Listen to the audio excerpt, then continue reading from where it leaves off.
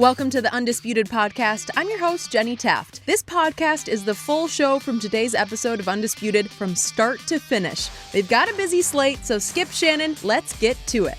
Good morning. Welcome to Undisputed. We are live from LA. I'm Jenny Taft here with Skip Bayless and Shannon Sharpe. Well, it is Monday and Cowboys lost again. How we doing? It ain't even no fun. I tried on Friday. I told you for once I would bet against my team. I would take Philly. I would give you the Dallas Cowboys, my Dallas Cowboys, and I would give you 10 points. And guess what? Philly still covered. I don't know how, but they covered. If I don't want them sorry rascals, you want to give me that sorry team. I don't want that sorry Carson Wentz. Don't walk into him. You saw what he did last night. Oh, really? Yeah, let's. Well, he found a way to get it done. Skip, I'm sorry. Another Monday. We got to talk about the Cowboys and their losing efforts. But, they did lead at halftime against the Eagles last night, but couldn't get the job done in the second. Philadelphia scored 2 unanswered touchdowns, including a 53-yard fumble return, and Dallas couldn't get their offense rolling behind rookie QB Ben DiNucci. Zeke ended with 63 yards on the ground, and Dallas was only able to muster 2 red zone trips without scoring on either. So, Shannon, is it finally time to cut the Cowboys out of the NFC East? No. I saw nothing last night from the Eagles to make me that can convince me that they're Skip. Well, you were just raving about walking to them. What are you talking about? Let me explain.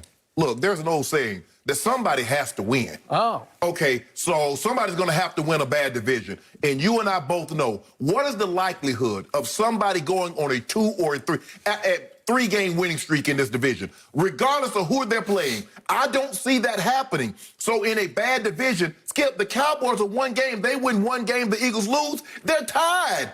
So no, they are not out of it. Now, is it going to be a struggle? And I believe probably, at first, Skip, I was like 8-8 is going to win this division. There's not a team in this division. You might have to combine all of their records to get to 8 wins.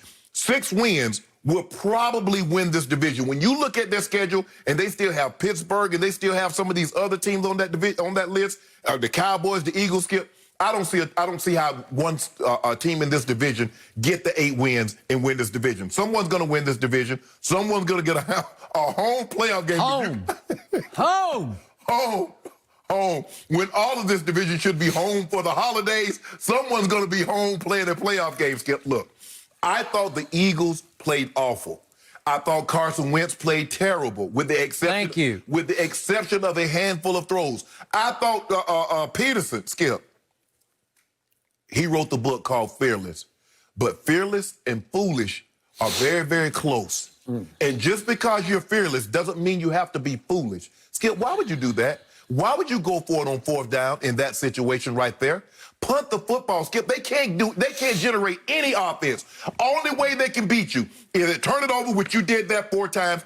Give them a short field, and you see the guy kicks a field goal, they go in there at the half. I'm like, what are you doing? Okay, on 4th down. You got a guy that's 4th and 1, Skip. What the hell is Jalen? Why'd you draft Jalen Hurts?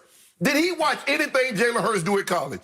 Did he watch him at Alabama? Did he watch him at Oklahoma? A lot of the things that they have on 4th and 1 are tailor-made for him. And he drops back to throw the ball. I just don't get it sometimes, the game that he's calling.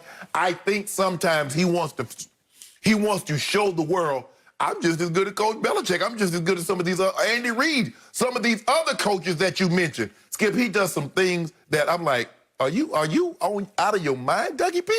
What are you thinking? And then Wentz. Skip, I'm concerned.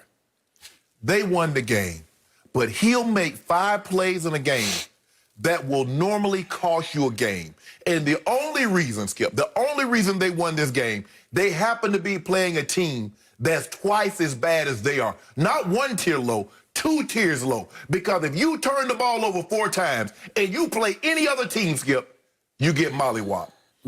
They turned the ball over 4 times, and a lot of it was in negative territory, and they gave up 3 field goals. Now, y'all need to stop this, Skip. You do realize that y'all can play this game virtually.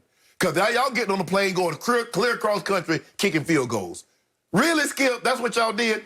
I want to show the plays that's Carson Wentz. Skip, this is what has me concerned. Watch Carson Wentz, and I want to know what you saw, because I don't know what he saw. Jim, run that tape. Look at this, Skip. Okay, he has time. There's nothing. You're out of the pocket, Skip. Throw the ball away. Ooh, Donovan got him good. Throw the ball away with. Now, when we see this angle, I want people at home, tell me what you see. I see deer in headlights. I've always told you, Carson Wentz is deer in headlights. He always turns into deer. He likes to hunt deer, I think, up in North Dakota, but he gets hunted on the In that field. situation, Skip, you're out of the pocket. You can throw the ball into the stands. Hit the Liberty Bell with the ball. There's nothing there, Wentz. Throw it away. The defense won. Okay, they won. But then he'll come back and he'll do things like this. That's the same play. Just throw the ball away. He held on to it again. But Skip, and then you'll see throws like this. This is what can be said. See what I'm talking about? Now look at how he dropped this ball in the bucket. Trayvon did still looking back, and the guy has the ball in his hand. And look at this. That's what I'm talking about, Skip. He'll do 2 or 3 throws like that, and you say, see, that's how he got the name walking to him. And then he'll come back, and he'll turn the ball over. Skip, 4 turnovers. Skip, it's hard. If you play a good football team, and you turn the ball over against Tampa 4 times. You turn the ball over against Kansas City or Pittsburgh 4 times, and you see if they just hang 9 points on you. But, Skip, someone's going to win this bad division. But let me tell you what. If you think Washington, the football team, is out of this, you're sadly mistaken. Now, I think the Giants are out of it, Skip. They got Tampa tonight. They about to catch another L unless something unforeseen happens. But this still, Skip, this is a 3-team race. As bad as it may sound, Skip, the Cowboys are not out of it. As much as I wish they were. But as long as I keep coming here on Monday and I get to see that look on your face, I'm good. Okay. You finally finished? I finished. Is the show over yet? I don't know. I think it might be my turn. It might be over for your Cowboys, but...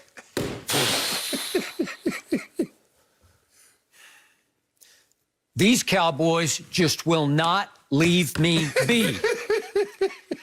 Just when I needed walk it to them and the Philadelphia Eagles to put me out of my misery last night, just when I needed them to just blow me away, to bury my team 40-3, which is what I predicted earlier in the week would happen, would you believe I just got a moral victory? Would you believe I just got my coach, Mike McCarthy, after the game, my first-year coach, almost giddily saying, that was a step in the right direction.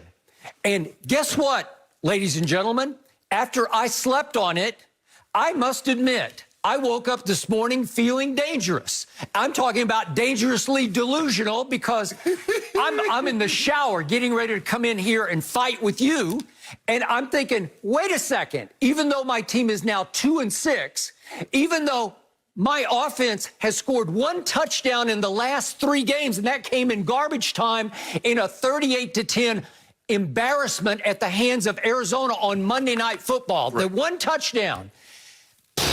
Despite all that, I actually think my team should be favored right now to win the East, because the more I think about the Philadelphia Eagles, the sorrier they get. Last night, my team should have won the game with a 7th-round rookie whose initials are B.A.D. Benjamin Anthony DiNucci, old Nooch. He probably, almost certainly, played his first and last NFL game. And he should have won it. Andy Dalton would have won that game last night against not walk it to him Wentz, it's give it to him Wentz. Where are you going to go with that guy at quarterback? The guy you have told me is better than Dak Prescott, which is laughably wrong this morning. Would you believe that, oh, give it to him Wentz? Would you believe he now has 16 turnovers on the year through only half the year? Would you believe that give it to him Wentz has more turnovers by himself than 30 other NFL teams? Yeah.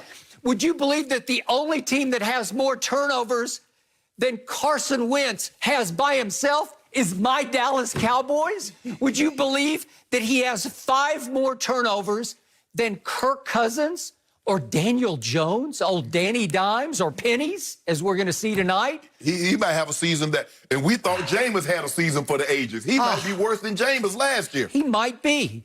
So would you believe that last night, I must admit it, delusional as I might be today, my defense actually showed signs of life? That's what you should be impressed with. I am. I can't help myself. I start flashing back to what I saw. I saw rays of hope. I saw D-Law, DeMarcus Lawrence, actually look like he was going to earn his money last night. He looked like the best player on the Cowboys defense. He did. I saw, welcome back, Randy Gregory. I saw him flying off the edge, which I saw in 2018 when he had 6 sacks. God bless him. I'm going to knock on wood for him and the demons he continues to fight. But if he stays eligible the rest of the year, I got a shot.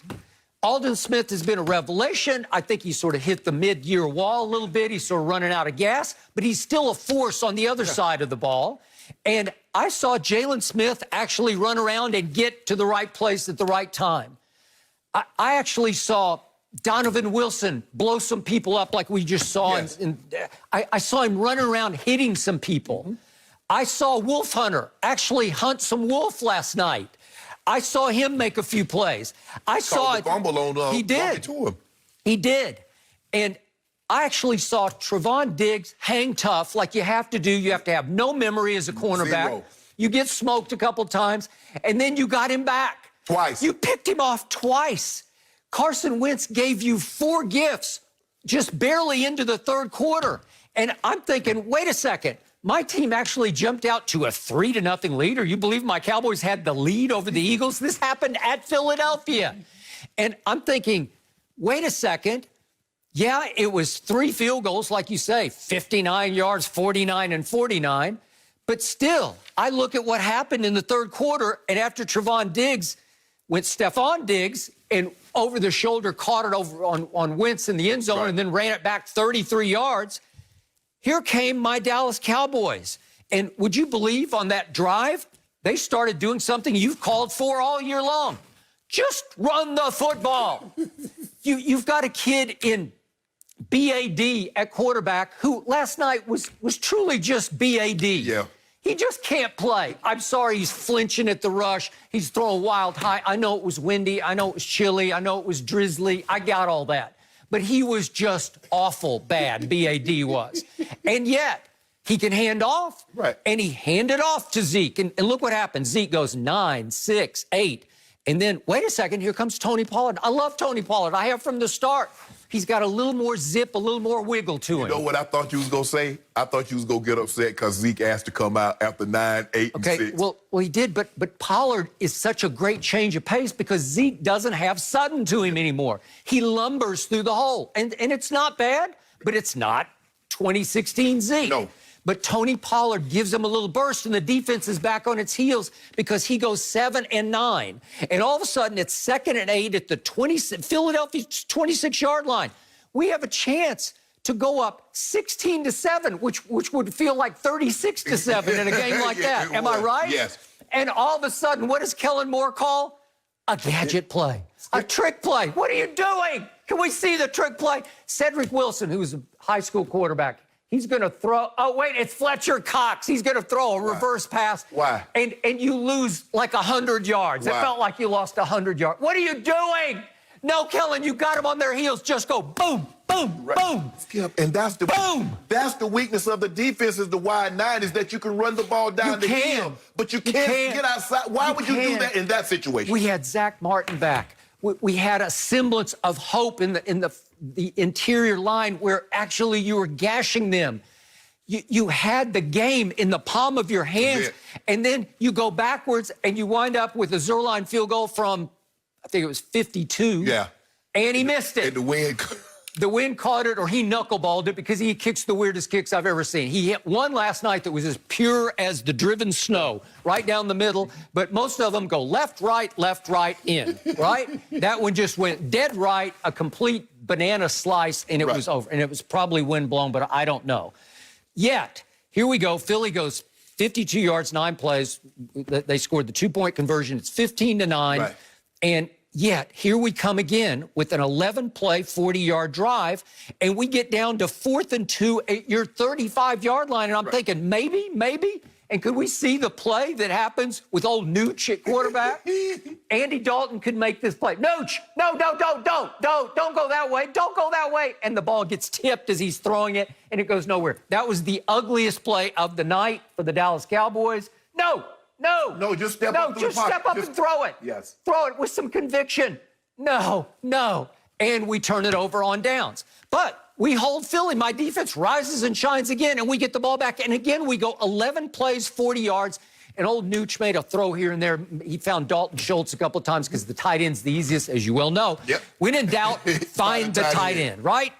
And again, it comes to 3rd and 6 at the 21-yard line. So you're all the way down to the Philly 21, and it's still 15-9. Yes. We got a shot, right. Okay? And it comes to 3rd and 6. This is 5:18 left in the fourth quarter. If we could see what happens here. Nooch, hang on to the football. No, he gets blown up. They send the house at him. Jim Schwartz, as we knew he would. And here's the problem with this play. Vinny Curry comes up with the football. Right. Cleanly. I got no problem with that. But he's down, and Connor Williams actually wrestles the ball away from him, but he's clearly down. He is down as you can be. He's down. You got to whistle that play dead. It's not a loose football at that point. You've got to call it down. Skip, Connor's doing what you want to do. You want him to fight. I want him to fight. He wouldn't fight for Andy Dalton last week, but he's fighting for the football and actually blows up the play again. So it was double jeopardy on one play because Vinny Curry should have been whistled down. He's on his back with full possession of the ball, being touched by Connor Williams. Right. It's your ball right there. Well, that's at the Philadelphia 35-yard line. So maybe my defense can hang on, and maybe you'll get one last shot with old Nooch. I also think Nooch could still be out there trying to get it in the end zone right now, and he couldn't get it in the end zone. That's what I believe. But the point is, we quote-unquote even got robbed on that play. Am I going to kick and scream about that today? No, I'm not, because how can I defend this? How can I even work up any mad about a game that you have a 7th-round quarterback? And by the way, NBC pointed this out last night. We have a little cronyism at work here because the late brother of Mike McCarthy in a suburb of Pittsburgh actually coached BAD. We're talking about Benjamin Anthony DiNucci when he was in like middle school. Okay. So, again, they wound up in an elevator together before the national championship game in Dallas, and DiNucci introduced himself to Mike McCarthy, and I'm sure he told him, I used to play for your late brother. Yes. And so there was a little connection there, and I'm sure when they got to round 7 in the draft, Mike's saying, why don't we take this kid from James Madison? He's a good Pittsburgh kid, right? Okay, so even that. But Andy Dalton is coming back. And yet, I look at what's coming. That they're going to lose to Pittsburgh, and I'll be honest with you. I still can't make a case they're going to win another game because I'm not sure which it is. Exactly. They get Washington on Thanksgiving at home. It's not like they're bringing Brady back. They're bringing Andy Dalton back. He's better than DiNucci, but let's not get carried away with him. All right. I still think Andy Dalton is better than Carson Wentz, but that's just me. That's just me. Okay. So they've got Pittsburgh. Then they got Washington. I'm scanning down the schedule. They got Washington at home on Thanksgiving as a winnable game. Then I thought, could they win? Could they beat the rookie Joe Burrow at Cincinnati? Did you see what they just did to Tennessee yesterday? Right. Joe Burrow. And by the way, I heard Joe Burrow after his game say, would you believe we played today with 4 backup offensive linemen, including one we just signed on Friday that we started at right guard today? Okay. Well, doesn't he have excuses? He lit up a really good Tennessee defense, and they won the game. They won it pretty easily, 31-20. Okay, can my team go win there with Andy Dalton, his homecoming to Cincinnati? I don't know. Could they win a game or two here or there?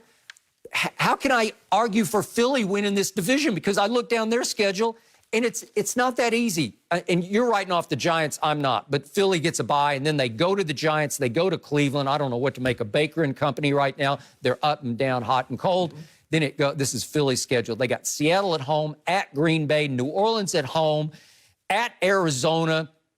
My God. Then at Dallas. And then Washington. Washington already beat them to start the year. Well, that's my thing, Skip. That's why I believe Washington is more of a major player than the Giants. But I don't believe anybody. I don't believe any of these teams. Skip, you know, there are teams that get on a roll and they win 5 or 6 games to close out the end of the year, and they win the division. A la the Tennessee Titans last year. They got on a roll, ended up getting into the division, and they get to the championship game.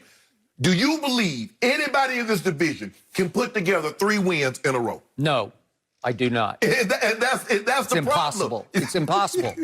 They're all bad. They're all bad. You know it, and I know it. But somebody has to win, as you said. Somebody has to win a bad division. My defense Would you believe my defense just held Carson Wentz and company at Philadelphia on Sunday Night Football to 14 points? Yep. Because remember, there's a scoop and score. Yeah. And we took a safety at the end of the game just to try to bamboozle them into. And it almost worked. It almost worked, but it didn't work. Can I ask you a question, Skip?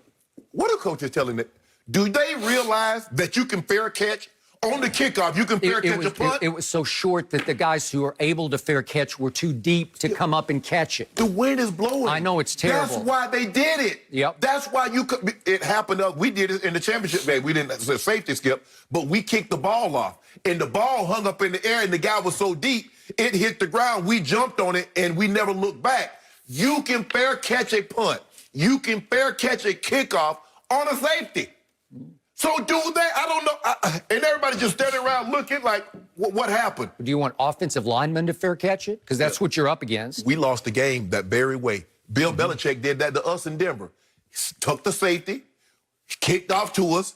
The guys not realizing they could fair catch it. It hit the ground. We got it, but it pinned us down at the 5-yard line. Okay. Now we got punt the ball. This one went about 10 yards. It went about 80 yards high and about 10 yards long. And that's why he punted, because first of all, you give your guys an opportunity to get down there. Second, Zerline punted it. Yes. And he punted the hell out of it. Put it up, straight up. It got caught up in the air. Yep. But Greg Ward is your punt returner. Yep. He should have been up closer to fair catch that and not have this scuttle.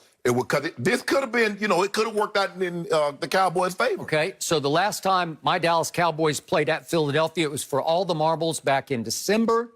And guess what happened? You got another 9 points. Okay, we got 9 points. So we got 9 both times. So what's not to like about 9 and 9? Right. And last time Carson Wentz scored 17 and beat us 17-9. Right. This time his offense scored only 14. Right. So why wouldn't I be delusional about my chances that maybe we're just better than Philadelphia? Well, hold on. You remember you had your complete arsenal last year. You had Ty Smith. You had your whole offensive line, Lyle Collins. You had, and you got 9 with Dak Prescott. With Dak Prescott as your starting quarterback. He was our starting quarterback. He had a bum shoulder. He was not able to practice that week, but that's no excuse. He was out there. He played. Oh, Nooch said, I need this job. And Nooch said, I can do that. I can score 9 at Philadelphia. And guess what? He did. Skip, look, let's be all the way. It was 2 bad teams playing last night. That's not why I can assure you, when NBC envisioned having Sunday Night Football, they did not envision this. No. But this is what it is. And the only reason they kept this matchup, Skip, because with Cowboys, they would have loved to, flex. I don't know if you can flex week 7, but they would have loved to have flexed out of this And ball as game. usual, the Cowboys played a wildly entertaining game, and I'm sure it will rate just fine. Great, just fighting. It's the Cowboys. Nobody cares that they're 2-6. If it's the accident, you got I wonder what happened. Is everybody okay? And looking at the Cowboys. Yep. I wonder if they're going to win another game. You don't watch the Cowboys. You rubberneck the Cowboys, right? And, man. my man Nooch, he threw for almost twice as many yards as Tua threw for yesterday. That's pretty good. Skip, at some point in time, y'all going to have to use the weapons. Y'all got 3 wide receivers. Y'all got a running back. And y'all... What is that? Should have won. Would have won with Andy Dalton. No, you wouldn't. And now the undefeated Steelers do come to town. So it's going to get easier for the Cowboys. No mercy. Tua Tagovailoa got his first start and first win yesterday against the Rams in Miami. The rookie QB was able to rely on his defense and special teams, who accounted for 14 of the team's 28 points. Tua finished with 93 passing yards and his first career passing touchdown in the 28-17 win. Shannon, did you like what you saw from Tua in his debut? I like what I saw, Skip. They didn't ask him to do a whole lot, and I think the thing is that they asked him to go back and pass, and in the first play of the game, Aaron Donald says, hello, I don't know if you know me, but allow me to introduce myself. I thought Brockers introduced himself more than Aaron Donald did. Donald, the one that knocked the ball out of his hand. He flipped the ball out of his hands, but Brockers just absolutely body slammed Tua like welcome. And guess what, Skip? He got up, says, okay, I'm okay with this, Skip. Yep. But if I were to tell you, there's one team A, had 326 more yards than Team B. They had 31 first down. Team B had 8 first down. Yep. Team A possessed the ball 13 more minutes. They blew Team B out. But Team A also had 4 turnovers. They gave up a scoop and score. They gave up a punt return touchdown, and they also gave a fumble return that went back to the 1-yard line. You say that explains why they lost the ball game. And that explains why the Rams lost the ball game. The Rams played right. and I don't know who needs to hear this, Skip, did you know the Miami Dolphins possess the #1 scoring D in all of football? They're a very sound football team. And I don't necessarily agree with the decision, but I understand Brian Flores, the head coach, has a vision in what in the direction he wants to take this team. Yep. Still has a boatload of draft picks. Yep. Thanks to the Houston Texans. That's another reason Bill O'Brien lost his job, Skip. But Tua didn't have to do a whole lot. 90-something yards, Skip? I think he only had 93. like a dozen completions. Nothing really down the field. But when you get in a situation like this, Skip, don't do anything crazy. You don't have to prove that you can throw and go get 300 yards passing the football. There will be a time and a place that they're going to ask Tua to drop back and throw the ball 30, 40 times. And he's going to need to be able to go get you 300 yards, maybe 3+ and a couple of touchdowns. But this wasn't the game for that because Jared Goff and the Rams offense says, here, we're going to help you, Tua, get your first victory. We're going to give you a scoop and score, a couple of those, and we're going to give you, 2 interceptions. The Rams played awful. And I did not envision them playing. That's why I picked the Rams to win, knowing they weren't going to ask Tua to do a whole lot, not in his first start, but the Rams handed it to him on a silver platter. This is why they lost. But this is something for Tua to build on. Now, if they think moving forward, he can play like this and they're going to win game, I don't give a damn how good their defense is. He's going to have to do more than what he did yesterday. Thank you, which is why I have proclaimed Tua the luckiest first-game starter in the history of the National Football League. He got away with 93 total yards passing, 12 completions out of 22 attempts, and a QBR grand total of 25. That's on scale of 0 to 100. That's not good. That's not good.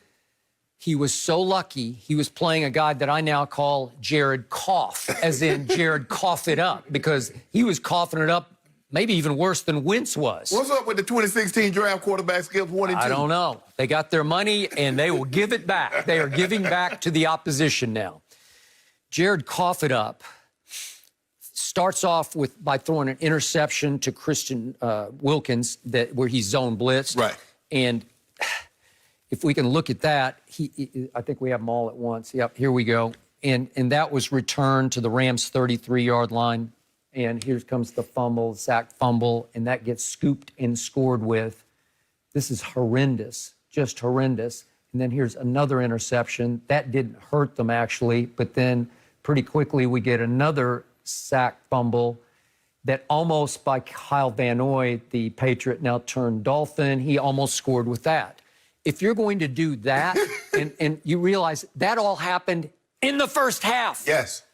Well, look at what happens to the score. It goes, actually, the Rams scored first. And yet the Christian Wilkins interception allowed a short field touchdown, and Tua made one throw the whole day. And it was to Devontae Parker, and it was one of only 2 targets he had. And he caught it for a 3-yard touchdown against an all-out blitz. And Tua did, to his credit, he hung in on this throw and whipped it over the middle to a single-covered receiver who got fouled on the play. It was actually pass interference over the top. And that was as impressive as it got for Tua, because then the scoop and score touchdown makes it 14-7. And then all of a sudden, here we go again with we didn't even mention the punt return TD, where Grant just took off and went 88 yards. That made it 21-7. And then there was the interception, and then the almost scoop and score by Kyle Van Noy got it down to the Rams 1, and that suddenly makes it 28-7, and we're still in the first half. Right. Okay? Well, Tua gets taken completely off the hook for his opening sack fumble that led to 7-0 Rams, because he didn't have to do anything the rest of the way. And to all your points about the stats, that they went 3 of 12 on third down, that usually won't work. No. And to your point, when you only rush for 55 yards and they rush for 131, you're probably going to lose that. When they throw for 340 yards and you throw for only 90 total yards, you're probably going to lose. Skip, the Rams had 92 plays. The Dolphins had 48. And as you said, the time of possession was completely lopsided, 36 minutes to 24 minutes for the visiting team. So the visiting team did everything but hold on to the football when it had to, and it just went gift. And when you have 4 gifts, then then Tua doesn't have to do anything. So to me, if I were grading Tua, I'd just say this was an incomplete, right? Because he had 10 incompletions. Right. So what should I say about Tua? I don't know what to think about him. Right. I still have my doubts about him as a 6-foot quarterback who got hurt, had 5 different surgeries reportedly at Alabama. Shannon Sharpe always tells me, hurt in college, hurt in the pros, had a career-threatening hip injury, and had a track team of receivers at Alabama. Just saw one on display Saturday night. Hey, Devontae Smith, he's a bad man. He's going to go high. He is. And again, they had, God bless Jalen Waddle. He got hurt last week and is gone for the year. He's still going to be a first-round pick. He'll be a first-round pick. They were loaded. They had 4. He was throwing to 4 first-round picks and maybe a 5th in Najee Harris, who caught a bunch of balls the other night. His left tackle probably go in the first round. The center's going to go in the first 2 rounds. They loaded again. Thank you for all that. They are loaded, so you're making my case.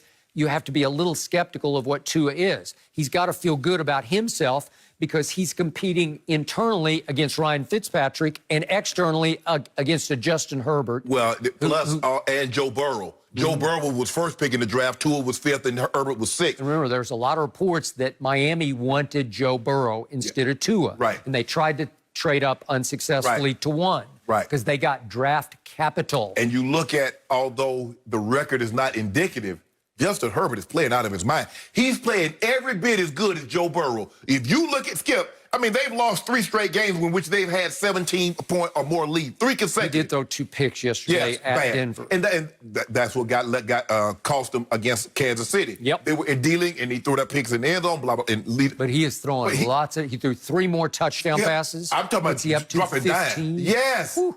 He's dropping down. I mean, he's throwing, the guy's holding the guy, and he put the ball where only his guy can catch it with one hand. So he's dealing, but he's going to have to cut down on the turnovers because they were in control of that ball game.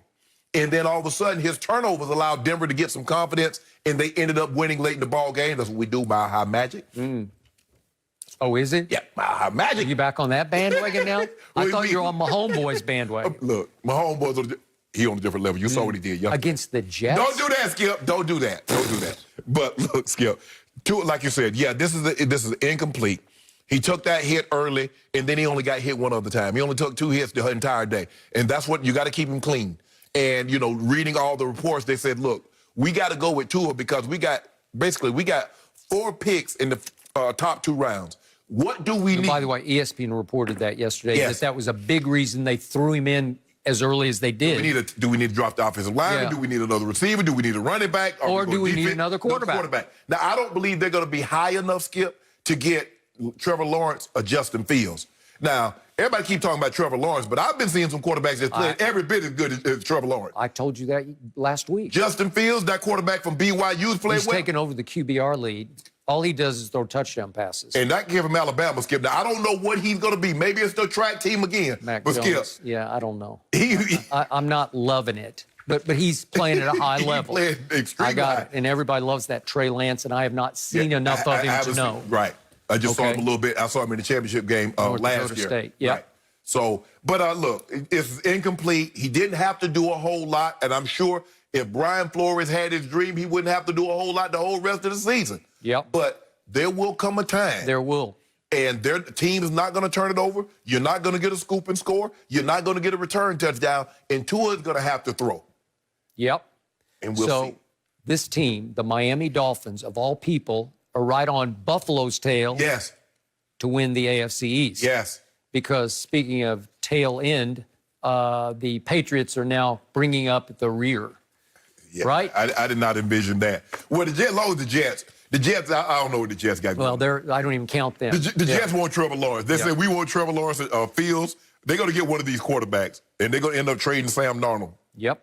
Because if you get the number 1 pick, it might not even be, because I thought Sam Darnold made some throws, but it's like, they just believe that these guys that's coming out are better than he is. And Trevor Lawrence is going to cut his hair. He might shave his hair like he going to the military. He's like, I want no parts of New York. That's true. Agreed.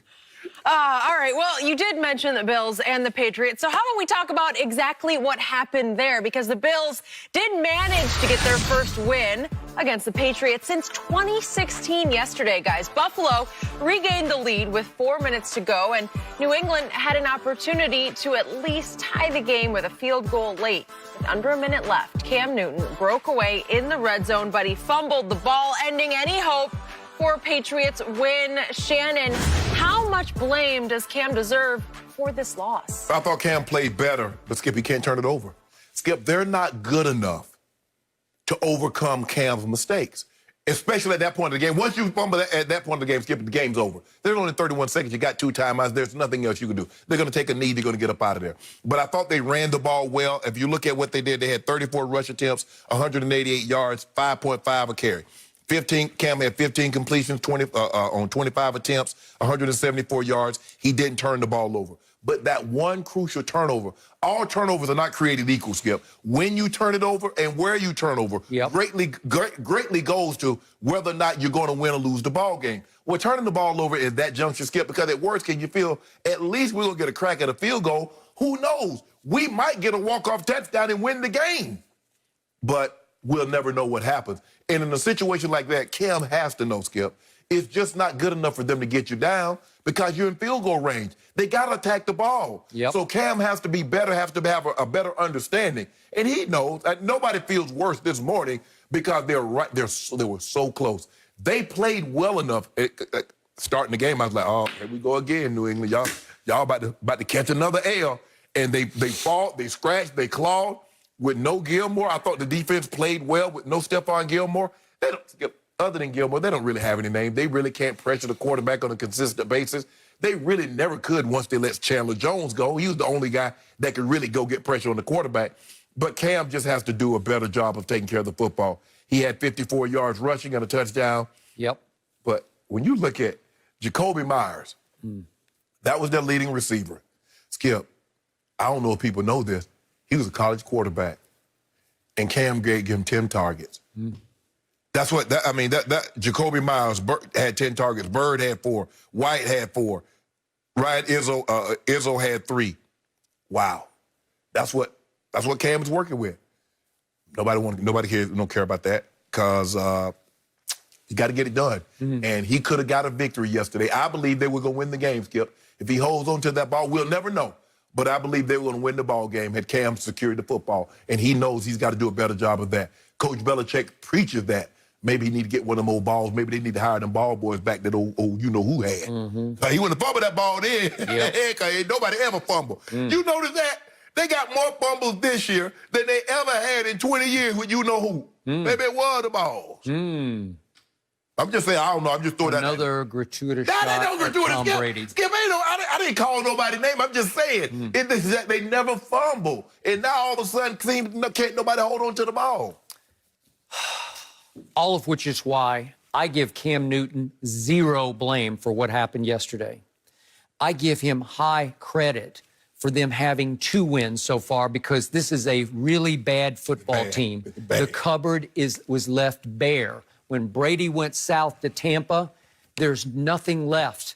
He got lemonade out of lemons. I was going to use another expression, but you can't use that one. Did you hear what Coach Belichick said on Friday?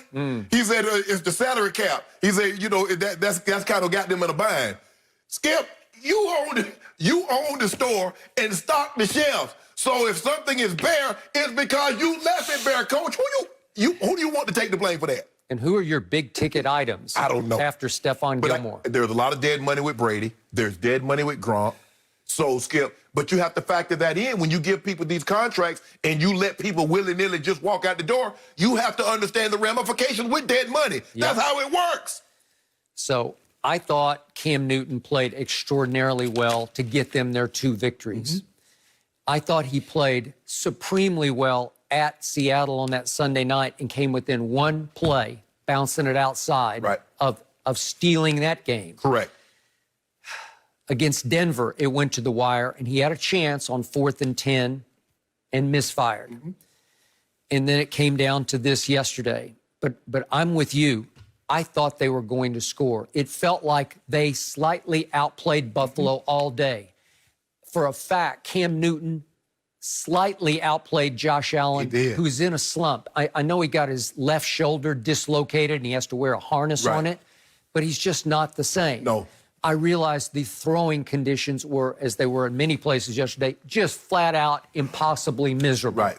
I realize it's gale force wind plus a little drizzle. You can't get a lot worse than that. Buffalo is not a place that you want to play, especially at any time, because it gets cold, it gets windy, because I've been up there in all those conditions. It rains, it snows. Yep. But if you look at what happened down the stretch of this game, Josh Allen finally made a couple of plays, and he made one throw on 3rd and 5 from the 10 with 4:16 left in the game, and he threw it to his rookie tight end, Gabriel Davis, in the end zone. I think we have this. This would have won the game going away for Buffalo. This would have probably clinched it because it was so hard to score. And he whips it into the end zone, and tell me this isn't catchable. Yeah, he got to catch that. It just goes right through his hands. I don't know what he's doing. It's like the ball's moving a little bit with the wind, but you got to catch that one. And he's actually been pretty good, and yet that was the throw for the game that left the door open. And all of a sudden, they have to take a field goal, so now it's a field goal game. And all of a sudden, here comes Cam. It was moving. The wind got a little bit. Yeah, because you can see Skip. He's standing right here, and all of a sudden, he starts to shift. I got it, but you got to catch it. Yeah. It's for the division. You know, this is it. Yes. This has been your nemesis for all these years. And to overcome them, even though you're a rookie tight end, you just have to catch it in the end zone. Just follow it in. It's going to move. You just concentrate, haul it in, and the game's virtually over at that point. And yet, not virtually over, but again, at least you got overtime for sure. But then here came Cam, and he hit Jacoby Myers, the ex-quarterback from North Carolina State, undrafted. He hit him for 8, and then Demir Bird, kid from South Carolina who was undrafted, he hit him for 8 yards. Then he ran for 19, and I thought, uh-oh, does Cam look quite like he used to run? He's lumbering a little bit. He doesn't have quite the suddenness he used to have, but he's just still such a force. He gets 19. So now it's 2nd and 10 at the 19-yard line. So you're only 19 yards away, and I thought he's going to cash this. They're going to win this. And he ran it for 5 before from behind. Zimmer just got a hand up. And as Cam said after the game, high and tight. You got to hold it high and tight. And plus, Skip, they got 2 timeouts, so it doesn't matter. It's 31 seconds. So it doesn't matter. You can run it again and call timeout, and you still good. So they were good. They were in prime position. Okay, so Cam made one huge mistake, and as you said, it came at the worst time. Josh Allen threw one interception that was horrible, but it came earlier in the game and did not end it for them. This ended the game. So if you look at the stats of this game, they're even Steven right down the board. Even time of possession, it was even all the way home. New England was in position to win this game, and because Cam tries to do too much, he couldn't close the deal. Nope. Who was the greatest deal closer in the history of this league? Well, he used to be the quarterback in New England. How many times did he save Bill Belichick? He had 59, Tom Brady did 50, or he does have now, 59 game-winning drives in the fourth quarter overtime. That's the all-time record. Well, how many of those games did he win?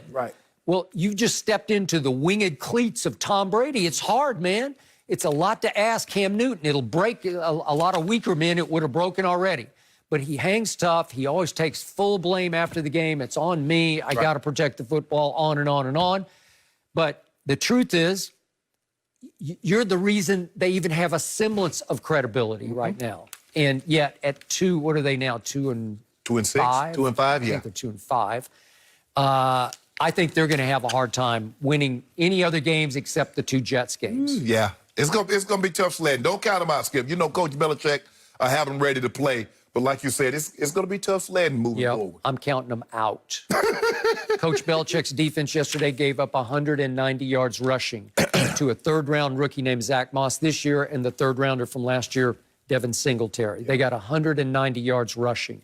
So if you can't stop that at Buffalo, you'll probably lose. Well, but that was the big. Well, we saw this last year, Skip. Even when they had those all those guys before they opted out because of COVID, and a lot of those guys left via free agency.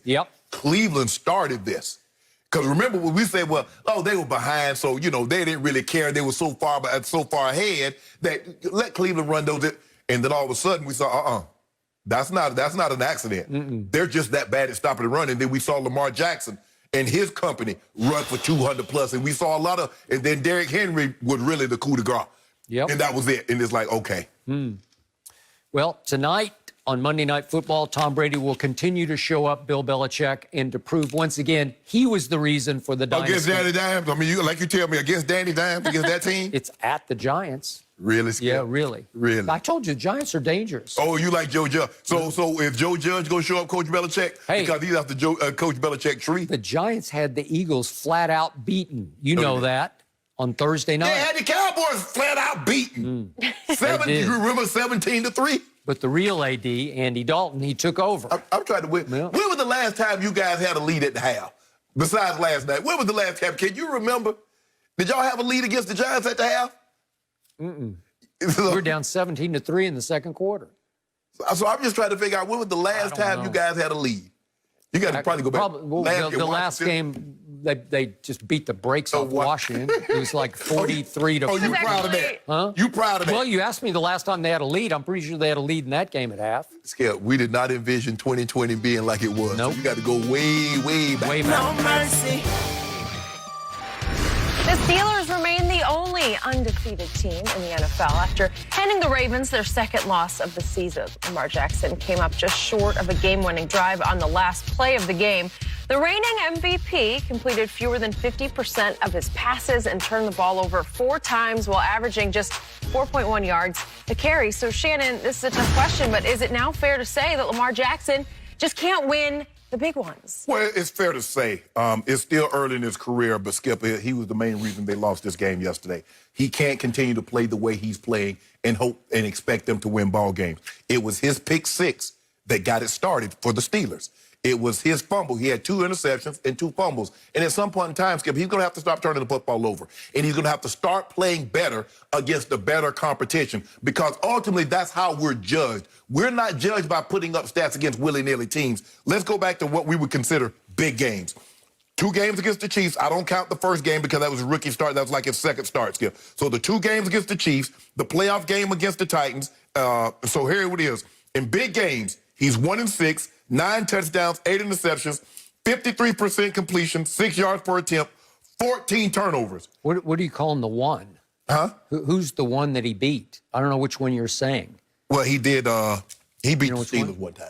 Okay. But he had 3. Skip. He had 3 interceptions in that game, and they won in overtime. Okay. Skip. So in his other 24 starts, he's 23-1, 47-8.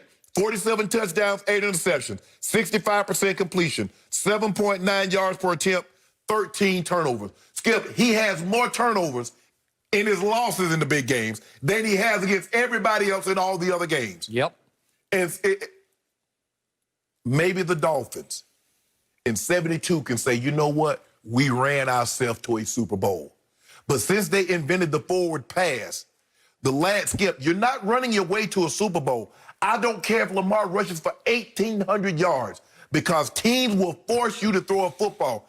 And it's starting to wear on his teammates, especially those on the offensive side. That's a since-deleted tweet by Hollywood Brown. What's the sense in having soldiers if you're not going to use them? And that's his buddy from Miami, Skip. right? I thought they were like soulmates. Yeah, we are soulmates, but let me tell you, it gets very hard to block 40 times a game when I only get 1 attempt, 1 target my way. It's hard. It wears on you because you keep telling, oh, yeah, we're going to throw it. And Lamar, Skip, as great as Lamar, and he was the MVP, if you add it up through all of his playing, he's still under 200 yards throwing the ball per game. Yep. Skip, you can't win long-term like that. You cannot. And the Steelers says, we dare you to beat us. Just take the flat. Lamar, you had the running back, you had the fullback in the flat. Take the flat. Don't try to get the ball. There's a reason why the guy picked it. Because he's thinking. He'll give you that. But you won't take it. Lamar, you don't have to be great on every play. Once Lamar Jackson realizes that, Skip, he's going to be fine. Everything does not have to be Madden. Everything does not have to be historically great on every play. He tries to make everything spectacular. He tries to make everything a highlight, and it's getting him in trouble. Yep. And that's the problem. So he's going to have to beat. Mahomes not going anywhere for the next 10, Skip. He's not. Big Ben is in his division, and seems like he's found a resurgence. So the guys that, and you see, Indy is coming up. In order for Lamar to get to where he needs to be, Skip, I don't care how you do it. When you was in the AFC, you had to beat Brady, you had to beat Manning. If you wanted to represent the AFC in the Super Bowl, Skip, you had to beat those for 2 decades.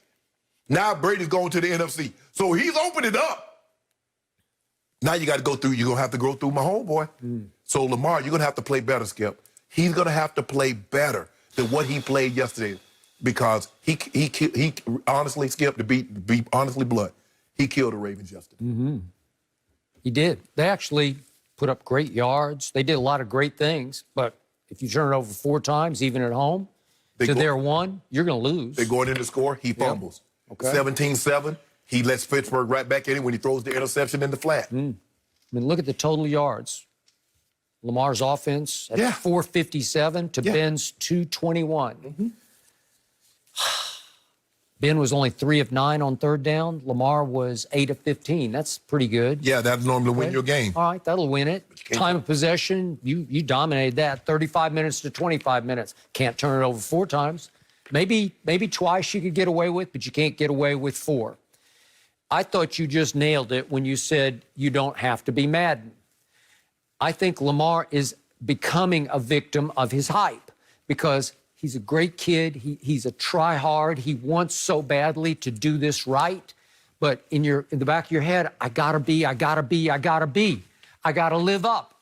What do they want me to be? We're going to talk to Michael Vick about this. Was Michael Vick experience in Atlanta? Yeah. It started to happen to Michael where, I got to put on a show. No, you just got to win. You got to protect the football and make the plays that are there for you to make. Right. And sometimes they're with your legs. And when you take off, you can just gash them. Right. Nobody can run the way you can in pro football. He's the most elusive open field runner there is in the game. But if you're going to try to make a 4th and 3 play down near the goal line by cutting it up the middle, you're not Derrick Henry. So on the play he tried to, I think we have the play, this is the last big turnover. He tries to make 4th and 3 with pure guts and heart and will. They called a quarterback draw. Well, they did. No, I got it. But they're putting the game in his hands. Yes. And that defense is just too hellacious physical. You are going to get met at point of attack, and he did, and he just tried to stretch the football forward and lost it. It didn't matter because you didn't get to the line. I don't know if anyway. 96 is Ziggy Hood, but he made a tremendous play on the center. The center had it, and he says, I'm fighting over the top, and he made it. Because if he doesn't make that play, Skip, I believe Lamar gets the 1st down.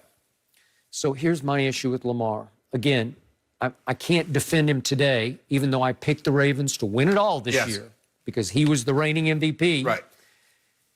I'm just looking at his 4 big home losses. 2 playoff games, 1 Monday night against Mahomes and 1 yesterday against Big Ben Roethlisberger, their first meeting because Ben was obviously out last year. Okay, so what do we have in these 4 games? 2 ugly playoff losses at home. Right. Even though he put up some numbers in garbage time against the Titans last year, they fell behind so quickly and he turned it over so rapidly that he tried to rally them and put up big numbers because he did run with the football. He had 143 rush yards against the Titans, but they lost 28-12. So here's the problem. In those 4 games, if you combine the 2 playoffs games, losses, Mahomes at home, and then what happened yesterday, his QBR for those 4 games is 24. It's pathetic, scale 0 to 100.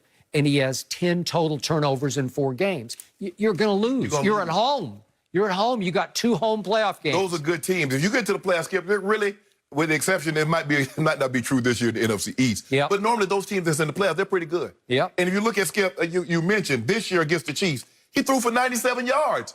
Yesterday, he was under 50% passing with 2 interceptions. He was. In today's game, Skip, now, when I was in the league in the 90s, and when you play, if a quarterback completed 50+% of his passes, man, that was pretty good. 60 was unheard of with the way they played. Not now. If you only complete 50% of your passes, right now, 60% is not good. With the way they protect the quarterback and the way the field is spread open, he was less than 50%. You can't win like that. And by the way, those 4 home losses that I just detailed, he was 73 of 144. That's 51%. It's not good enough. Not good enough. No, you're better than that. And against the average or below average teams last year, he was the MVP because he shredded them by throwing darts.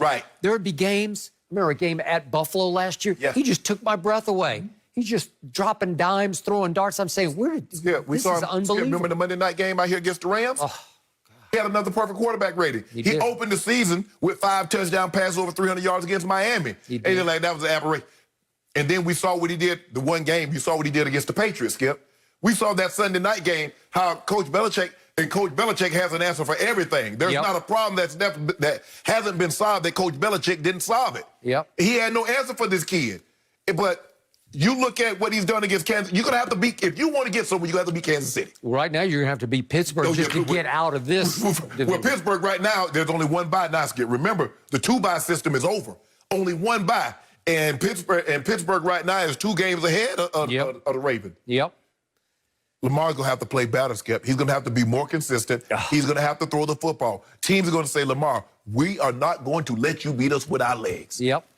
So the irony to me yesterday was the defense then held after that fumble, and he got one last hurrah. He got a chance to save the day. And he tried to throw it to Lil Snead at the goal line, if we could see this pass. And I thought this was the one play where he needed to bolt the pocket and buy time to get somebody open in the end zone because he just tried to force that. That's almost into triple zone coverage. It's not going to work. He threw it. It was a really good throw. It's the only place you could throw it. Snead's a small receiver anyway, but you know, Fitzpatrick's going to get up and knock something that, like you said, Skip, is going to have to be, you're going to have to break the pocket and buy time. Kind of like what Drew Lock did yesterday against the Broncos. You see, he break contain, bought himself some time. A situation like this, to hit a play on rhythm like that, unless they completely blow the coverage, that's probably not going to happen. Because they came in the #1 team on defense in yards allowed. They're really good. So you're going to have to then use your legs. So he's got the identity crisis going, should I break the pocket? Should I stay in the pocket? Am I a pocket passer? Am I a runner? It's hard, man. It all fell right last year. Just be a winner. That's all it's going to come down to. It's going to come down. Nobody is going to care how you win. They just want to say that you won. And Lamar hasn't played well. In these games, he hasn't played well. He had historic numbers, Skip, against the Titans. But we all know they were empty calories. They were down 28. Those numbers meant nothing. We saw what happened against San Diego. The LA Chargers. Skip, they were down by so much. Yeah, he mounted a comeback, but they were empty calories. In the fourth quarter, they were already out of it. And Mahomes. Remember, they were the home crowd was chanting for Flacco. They wanted to bring Flacco back in. He's going to have to play better in these moments because these are defining moments. Cleveland, that's nice. You beat Cleveland. You beat Cincinnati. Okay, But it's games like this. Brady made his name beating Peyton Manning, beating other big-time quarterbacks, playing big in the regular season. And that's what you're going to have to do in order to get there. You look at Drew Brees, that historic run that he went on, he beat Peyton Manning, he beat Brett Favre, he beat the Cardinals, I forget his name. Played at the Rams, the quarterback, Skip. It was a historic run for Kurt Warner. It was a historic run, all those MVPs that he had to beat. Well, Lamar, that's the table. That's how you do it. That's how you're going to have to do it, bro. I still believe in him. I believe in his football character, but I cannot defend what has happened 4 times at home in his career so far. You're going to have to throw the ball better, bro. You're going to have to complete getting better throwing the football. No mercy. The Cowboys led at halftime against the Eagles last night, but couldn't get the job done in the second half. Philadelphia scored 2 unanswered touchdowns, including a 53-yard fumble return, and Dallas couldn't get their offense rolling behind rookie QB Ben DiNucci. Zeke ended with 63 yards on the ground, and Dallas was only able to muster 2 red zone trips without scoring on either. Fox Sports NFL analyst Michael Vick joining us this morning. Mike, good to have you. I'm going to start with you. Is it finally time to count the Cowboys out of the NFC East? If Andy Dalton's back next week, then I'll give the Dallas Cowboys the benefit of the doubt. If Ben DiNucci is the starting quarterback next week, then I'm going to say absolutely because, for one, I know it was Sunday Night Football, and this is a big stage. I played on it. It creates more of a dramatic situation than it could be if you feed into it. And I think Ben DiNucci got caught up in a little bit of that. Philadelphia Eagles on the other side. It's a rivalry. And it shook him, man. It shook his boots. I never seen a quarterback react and play the way. And I know he's a rookie too. Let me add that. But that was tough. That was tough to watch yesterday. After watching other rookies around the league, it makes me question, to some degree, the Dallas Cowboys' evaluation of talent at times. Because, any quarterback you bring in, he got to be evaluated from the top down. And the arm strength wasn't there, the confidence wasn't there, and I had to honestly tell my son, look, go play. Don't watch this game because this is not the ideal way of playing the quarterback position. I could care less if he's a rookie. I thought the Dallas Cowboys competed and they hung in there. So if they had more play or some more confident play at the quarterback position, they would have had a chance. So all depends on if Andy Dalton comes back next week. I agree. No, they're not out of it because I didn't see anything from the Eagles that would convince me they're ready to run away with this division. I haven't seen anything from Washington, the Cowboys, and unfortunately, the old saying, Mike, somebody's got to win. Somebody's going to have to win this bad division. In Washington, the football team, the Eagles and the Cowboys, I know we look bad, but we're only a game back. Washington was on the bye week. They win next week. They're in first place. So with all that being said, no, they're not out of it. Like you just said, if I was an evaluator, the way I would evaluate a player, Skip, everybody's it took him and he's not going to be ready to play. But what happens if somebody gets hurt in front of him? I understand you had Dak, Skip, and Dak has never been hurt. So you're thinking Ben DiNucci is going to have 2-3 years to develop. But what happens when Dak gets hurt, his backup gets hurt, and DiNucci has to play? Yep. Now you in for it. And he looked like it. Skip, the thing was, and Jim Schwartz was trying to do too much disguising. Why are you disguising? That's not Tom Brady. That's not Peyton Manning or Mahomes back there. Just line up in him and come get it because he hasn't been in the league long enough to distinguish whether or not they're gonna fail or not. And you see when they came and they forced the fumble, they just lined up in it. They ran the exact same blitz that Wolf Hunter hit Wentz in his mouth with. Yep. They ran the same blitz and they hit him in his mouth. He fumbled the ball, they scooped and scored. So for me, Skip, no. Nobody is running away with this division. If you count six wins as winning the division as running away, because I believe that's what the winning of this division is going to have. They're not going to have more than 7, but I want to say right now, the winner of the NFC East will have 6 wins. You look at that schedule, you look at who they play, who they beating, who they going to run off and win 3 games in a row, Skip. No, seriously. How are you getting to 6 for anybody? How are you getting past 4? Well, I'm serious. You got to show me 6. Well, I look at it right now. The Eagles have 3. They got 9 games to go. They should be able to win 33% of the games. I don't see it. Looking down the schedule, I don't see it. So, Michael Vick, I want to thank you for your objectivity when it comes to my Cowboys because Benjamin Anthony DiNucci's initials are BAD, and he was just flat out bad last night. And I'm pretty sure BAD just played his first and last NFL game because I'm pretty sure Andy Dalton's going to come back.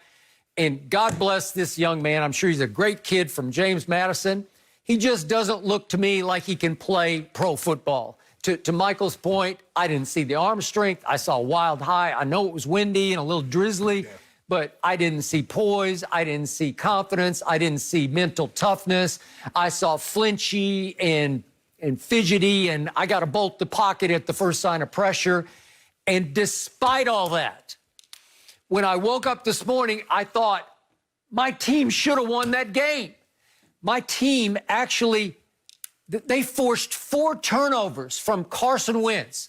My partner calls him walk it to him, Wentz. I now call him give it to him, Wentz, because he gives it to us again and again and again. Everybody gets it. To everybody. He is running away with the individual turnover race in this league because he's up to 16, which is 5 more than Kirk Cousins or Danny Dimes that we'll see tonight on Monday Night Football. 5 more, that's Carson Wentz. He kept my team afloat. And not only that, but the 4th one came early in the 3rd quarter, and my team suddenly started driving, not because of BAD Ben DiNucci, because they started actually doing what Shannon's called for them to do from the first of the year. They started actually handing it to number 21, and he goes, 9 yards, 6 yards, 8 yards. Then he need a little rest because he makes a lot of money and he needs a little blow. And here comes my backup, who's pretty good, and he's a good change of pace. And Tony Pollard, he's got a little wiggle and a little burst to him that Zeke doesn't have. And he goes for 7 and he goes for 9. And all of a sudden it winds up 2nd and 8 from the Philly 26. Wait a second. We're going in for what could be the 16-7 touchdown. That would feel like 36-7 in a game like this. And what happened on the next play? My coordinator, Kellen Moore, calls a trick play, a gadget play, if we could see this. Cedric Wilson's going to throw it, except he gets thrown for like a 30-yard loss by Fletcher Cox. I don't know what you're doing. If you just keep pounding and running, run it down their throats. Yep. They can't stop you. They're on their heels. But you think you got to trick them because you got a 7th-round rookie at quarterback, and it blew up in your face. And they missed the 52-yard field goal, and that to me basically was the beginning of the end. Well, your coach did say he had a few more trick plays up his sleeve that half, so. remember? Yeah, I guess so. I'll say this, too. To DiNucci's credit, it looked like the Dallas Cowboys was trying to play a real conservative offense, too. A lot of screen passes, it seemed like they wanted to just get the ball out of his hands, and they didn't take the right approach in terms of giving him the best opportunity to go out there and play with some confidence. If you got a young guy like that, you have to get him involved early. You have to get him some confidence, get him some easy completions, and get him into the flow of the game. But I guarantee you this, after all is said and done, Dak will be getting a $500 million contract next year because this validates that the Dallas Cowboys need Dak Prescott behind the center. I don't care about anybody else who steps out there. Dak gonna get a $500 million. Okay, but think back to the last time Dallas played at Philadelphia last December. It was for all the marbles in the NFC East. Dak did have a bum shoulder, wasn't able to practice, but my team managed to score 9 points in that game, which is what Nooch scored last night. He scored 9, Dak scored 9, and Carson Wentz scored 17 in December to win 17-9. Would you believe my defense? I saw rays of light last night. I saw signs of hope. My defense held Carson Wentz and company to 14 points because there was a scoop and score touchdown and a safety. I guarantee you, if the Eagles had turned the ball over in December 4 times against Dak, he was going to get more than 9 points. I would hope so. He going to get more than 9 points. Andy Dalton would have gotten more than 9 points. You might be right. Absolutely. You might be right. But they're in trouble. But the thing is, so, Michael, help us out. What are you seeing from Carson Wentz? I mean, has he just become a turnover machine? Is he losing confidence? Should they think about playing Jalen Hurts a little bit more? What's up? No, Carson is in a good position right now. I mean, look, they're at the top of the division, so he can take a step back and going into the bye, kind of look at the mistakes he's made. And this will give him a chance to just kind of woosah a little bit. He need to, just take a step back from the game and, just stop pressing. I think he's trying too hard.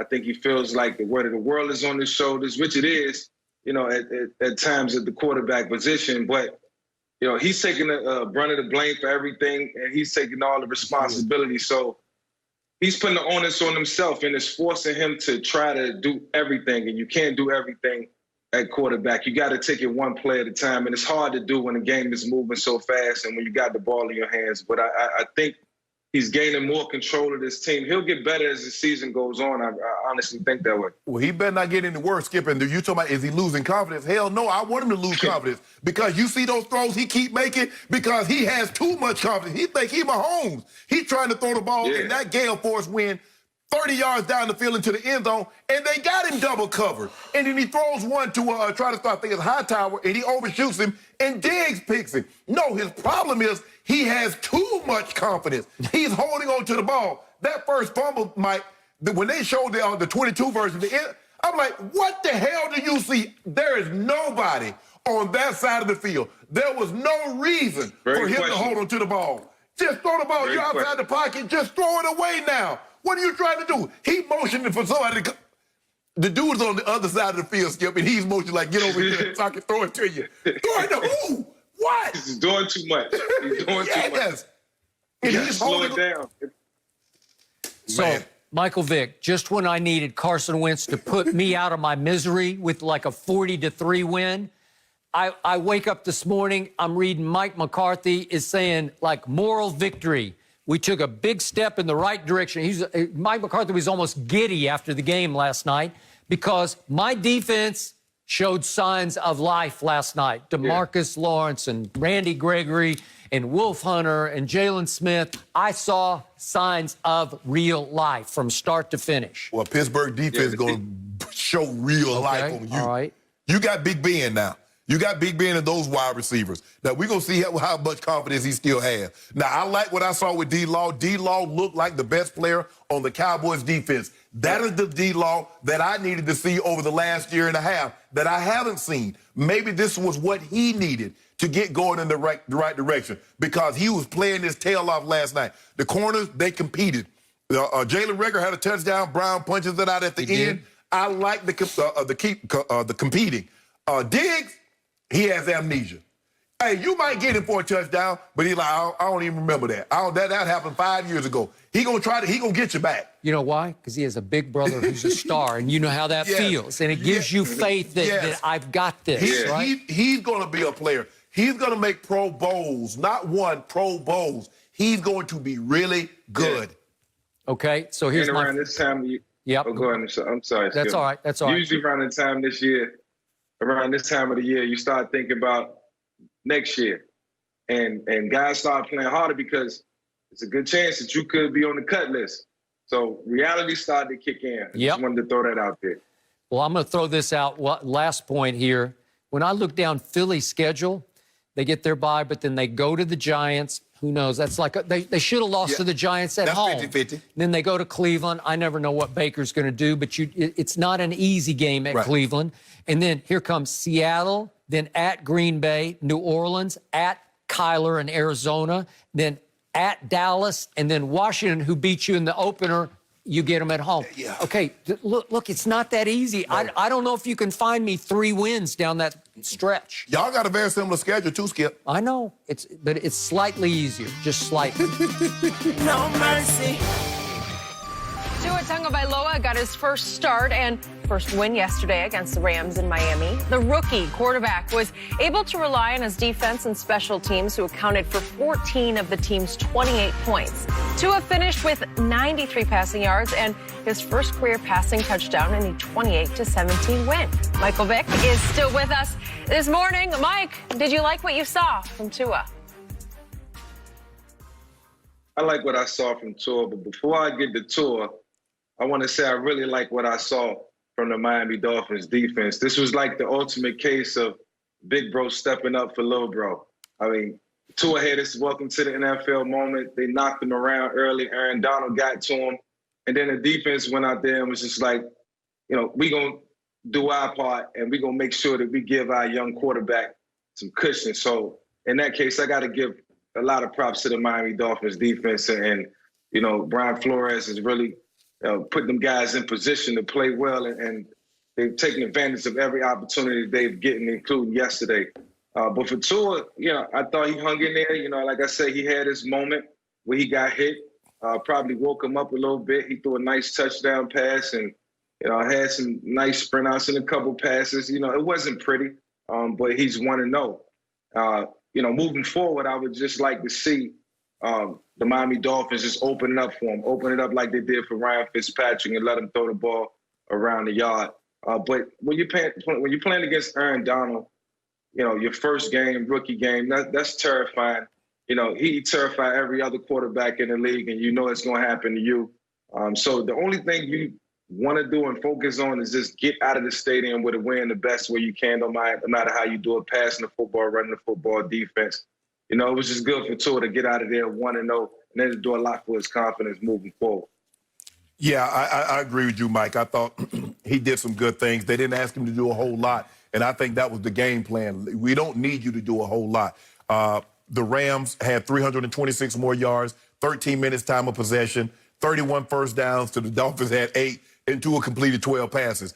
But the Rams turned it over 4 times in the first half, and that is a recipe for disaster. And normally, Skip, if the Cowboys were any good, when Carson Wentz turned the ball over 4 times, that's what should have happened to them. They should have caught an L just like the Rams. But because Dallas was unable to take advantage of that, They ended up losing after getting 4 turnovers, but it also helps when you turn the ball over. They turn the ball over also. Skip, look, you get a defensive touchdown, a punt return touchdown, as you mentioned, a scoop and score to the 1-yard line. Skip, more times than not, the team that does that, you're going to win the game. You're going to win the game, and that's what happened. And like I said, I think moving forward, they will add a little bit more to Tua's plate. If he thinks he's going to get scoop and scores every game, punt return touchdowns, 2 interceptions every game, that's not going to happen. Teams are going to force, they're going to shut down the run. They're going to force Tua to throw the football, and that's what they want to do. But yesterday, they couldn't force him to throw the football because they were so sloppy. The Rams were so sloppy protecting the football themselves. But Tua did what he needed to do. He got a win, but he will definitely need to do more in order to move forward. Which is why I have no idea how to evaluate what Tua did yesterday, because it was next to nothing, because he wasn't asked to do much of anything. It's got to be the luckiest first start for a quarterback in NFL history, because they took him completely off the hook against a team that came in favored by 3.5 or 4 points with a hellacious pass rush that got him early. Welcome to the NFL. Aaron Donald got the football, and Brockers got Tua and just body slammed him. And it was, I'm sure, coming off the career-threatening hip surgery, I'm sure he heaved a sigh of relief that he got baptized, like rebaptized, where you say, well, at least I got through that one. And yet, if you had told me Friday when we were kicking this around that the Rams would hold Tua to 93 passing yards and that he tried to run twice and got 0 total yards, I'd say, ooh, this got ugly. Yeah, it did get ugly the other way. And it got ugly because Jared Goff had a terrible game. He had a Carson Wentz memorial give it to him game. I started calling him Jared Cough, as in cough it up, because I've never seen anything like this. All in the first half, he gets intercepted on a zone blitz that gives the ball. Christian Wilkins got it down at the Rams 33. And then they had the fumble return for a touchdown. That's 78 yards. So it's 2nd and goal at the 9 for the Rams. You're going in for the score, and all of a sudden it's sack, fumble, scoop, score, 78 yards. Now it's 14-7. And then Jakeem Grant returns the punt for 88 yards and a touchdown. Now it's 21-7. Goff throws another interception and then another sack, fumble. And as you point out, Shannon, Kyle Van Noy took it all the way down to the 1, and you get a gift little 1-yard touchdown. Well, that all happened in the first half. It's 28-7 at halftime, and Tua's done next to nothing. So if you ask me to give Tua a grade, I don't know, except it's incomplete, right? What did he do? He threw one nice ball against a complete all-out blitz to Devontae Parker, who had a little 3-yard touchdown. That was the only ball he caught the whole game. Well, he's your go-to guy. Right. 2 targets, 1 3-yard touchdown catch. So it's like TBD on Tua, because he didn't do anything awful except for the opening play, but now what? Well, Skip, if you think about it, we had 3 guys yesterday that win games. Josh Allen, Kirk Cousins completed 11 passes. Yep. Tua completed 12 passes. And they won the game. But time out. They were doing it in high wind and rain, and he's doing it in Miami. He's a rookie. He's a rookie. I'm not condemning him. I'm just saying, what am I supposed to make of this? Nothing. Well, how about this, Skip? If I come to class every day and I turn my paper in on time, can I at least get a passing grade?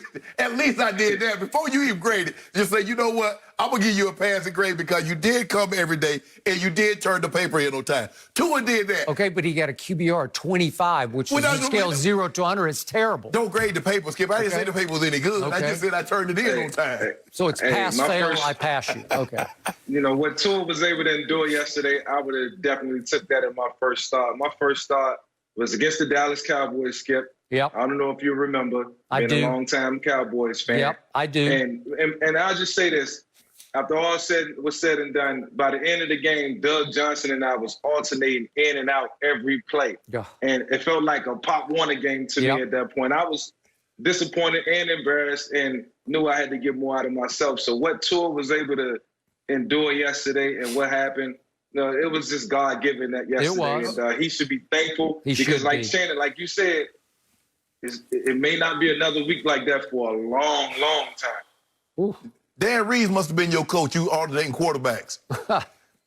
Yeah, Dan Reeves. It was. Shout out to Dan Reeves. Man. I've been a part of that. So well, Dan Reeves learned it from Coach Landry in Dallas because he tried it 1 year with Staubach and Morton, and that did not work. It did not work for us. We got it right, though. We got it right. Yep. Nope, he did get it right.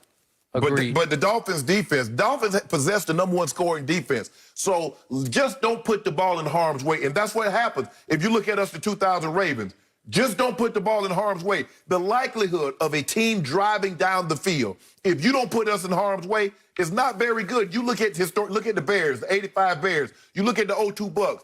If you had to drive continuously down the field, 70, 80 yards, the likelihood of you beating that team wasn't very good. So they were not going to ask Tua in his first start against that vaunted pass rush to drop back 5, 7 steps and throw the ball down the field. Let's try to get the ball out of his hands quick, hopefully. And the Rams played right into it by turning the ball over and getting behind. Now Tua doesn't have to do anything. He can go 3 and out because as long as he keep you on a negative field, you weren't going to beat him. I think Brian Flores got a number on Sean McVay. If you think about the Super Bowl last couple of years, it was the same look. It was hard for Rams to move the football. And, when I started to connect the dots, I'm like, this is what's going on. This is what's happening. This man knows this man. He knows what he likes to do. And he took everything away from this team, and they won defensively. And, that's what you're supposed to do on this level. Yep. No mercy. This weekend, Pac-12 football returns as Arizona State takes on USC in the Big Noon Saturday game of the week on Fox, or over on FS1 in the Big Ten. Michigan battles Indiana. Both of those games are Saturday at noon Eastern, and as always, they're also available streaming live on the Fox Sports app. So that means, guys, I'm waking up early for a game in LA Saturday. And how about this, though? Yesterday, the Bills managed to get their first win against the Patriots since 2016. Buffalo regained the lead with 4 minutes to go, and New England had an opportunity to at least tie the game with a field goal late. With under a minute left, Cam Newton broke away in the red zone, but he fumbled the ball, ending any hope for a Patriots win. Michael Vick still with us. I love having you, Michael, on a Monday. There's so much to talk about. How about this? How much blame does Cam deserve for the loss? Cam deserves all the blame for this one. And, if you look at his post-game press conference, Cam, he had to take this one on the chin. And this is the type of play that, I can personally say as a quarterback will haunt you for a lifetime. It'll be hard to get over. This one could be a detriment, to the success of the Patriots moving forward and, to Cam's near future if you take a deep dive into it. And I could just vividly remember, I know I always got vivid memories, but it was like yesterday, being with the Philadelphia Eagles and playing a game in Pittsburgh and having 2 fumbles in the game, 2 costly fumbles. And even though we finished the game and we was leading going into the fourth quarter, we gave Big Ben a chance to come down and kick a field goal to win it. But if those 2 fumbles would have never happened, we go the 4-1, we win the game. Other than that, we go to 3-2, and we end the season 4-12. And that, I feel like those 2 plays was a detriment to our season.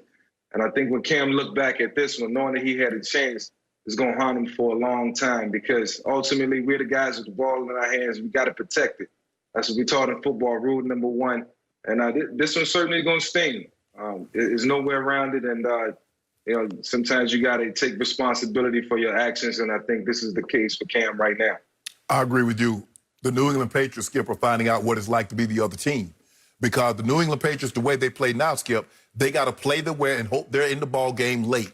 Remember, everybody would play Tom Brady in the New England Patriots say, all we wanted the chance to possibly win the game late in the fourth quarter. And how many times have we seen the Patriots players strip the ball from a wide receiver or a running back or a quarterback, Skip, to hold on to a victory? And the very thing that they've done so well over the past decade, they had the very thing happen to them. Here they are in the ball game late with a chance to possibly tie or win the ball game, and Zimmer comes from behind and punches it out, and boom, there goes the ball game. And Cam he accepted responsibility. He understands that. Coach Belichick wanted the ball in his best player's hand in that moment. Cam is their best player. he had the ball. He must secure it. And he didn't. And that's what it comes down to, and it came down to that. And because they ran the ball, Skip, you couldn't ask for anything better. 188 yards running the football, 5.5 yards per carry. Cam threw the ball okay in those conditions, and you had a chance with under a minute to go in the ball game, where at bare minimum tie it with a potential chance to win the ball game, and Cam just must secure the ball. The most important thing is not first downs. It's not yard. If you don't have the ball, what good is the first down? I believe they would have won the game. Now, we'll never know, but I believe with the momentum that they had generated, they were going to win this ball game, and Cam didn't secure the ball. Buffalo did a great job of punching it out, and that ended it. I'm going to disagree with both of you guys, only because the degree of difficulty for Cam Newton yesterday to even put the Patriots in position to win a game at Buffalo against the team leading the division was extraordinary. His 3 wide receivers going into this game, all undrafted. Jacoby Myers, and it went all the way down to Gunnar Olszewski. You know, like this is what you're working with. You're Demir Bird. These are all undrafted kids because Bill Belichick has let this roster go from bad to worst. The cupboard is bare. And I thought Cam, in the high wind and the drizzle, played very well. Just as he played well enough for them to win a couple of games. He's been the lone bright spot for this whole team. He had them in position to win. He was trying to do a little too much. He didn't, as he said after the game, go high and tight with the football because you got to. And he made one mistake, but only one the whole day. It wasn't like a Carson Wentz game. It wasn't a Jared Goff game. It wasn't just fumble, interception, fumble. He made one key mistake, but it was the mistake. Yes. And to Michael's point, it's going to haunt him the rest of the week. It'll haunt him the rest of his natural-born days. Knowing Cam, the competitor, as we do, he'll take it to heart and keep it to heart. But in the end, this is why Tom Brady's greatness shone the brightest over the last 3 years. He was playing with next to nothing, especially last year. And he kept pulling rabbits out of his hat with undrafted free agents that he was throwing to, and no Gronk last year, obviously, and had them in position to win the 2 seed in the AFC.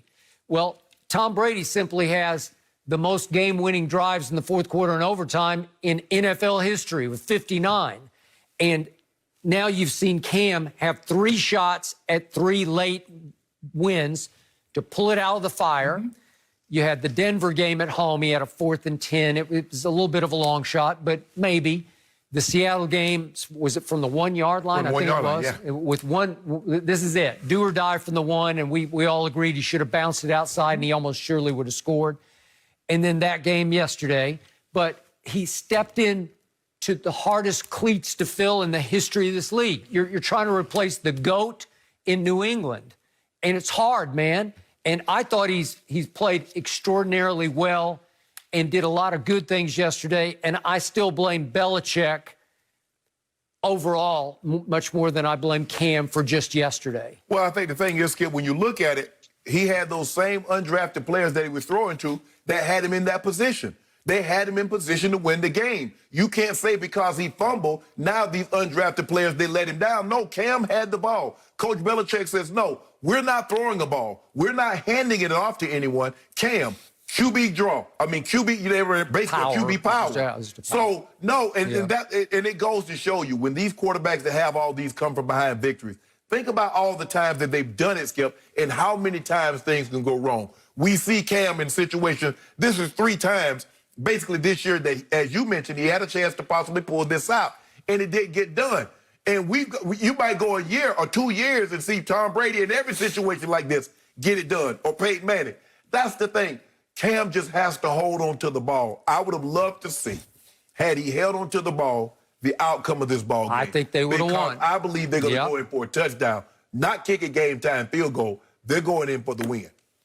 Yeah, a couple of days ago, Cam, he reiterated a couple times that, look, I don't care who's out there. I don't care who my receivers are, what the personnel looks like, the name on the back of any jersey. If you're on my side and you're on my team, as long as I know what I'm doing, then we have a chance at winning the game. That's Cam believing in himself, Right. and he was believing in the system and the guys around him. To his credit, that's the what we're supposed to have as a starting quarterback, and that's the confidence that Cam has. And I think just in this situation, similar to Carson Wentz, he just lost focus, trying hard, and when you focusing on not turning it over, then you turn it over, it becomes a big part of your psyche. And I think Cam is just dealing with that on a very high level right now. And he's trying to do a lot on his own. He's trying to prove to the world. He's another guy that just needs to step back, just look at the film and kind of simplify things. And it's easier said than done. It's easy to say from this chair. It's easy to say from a booth. But when you're out there, man, you got to live in the moment. Mm. But, Skip, we talked about this. We knew what was in New England as far as what wasn't in New England from the skill position. We said if Cam is not 2015 Cam, this thing could get ugly. Yeah, he was going to have to be MVP. Right, Yep. right. That's what he was going to have to be. And so now he's not that, and it is bad. There's no question around it. You could have Jacoby Miles and Bird and all them guys. If I'm a quarterback, I want them. But that's what Cam is playing with. But in order for Cam to have this team in contention, or forget contention I'm talking about to be decent, he was going to have to be the MVP Cam. It was as simple as that. He was going to have to play like he played in 2015. He's not playing like that, and they're not winning.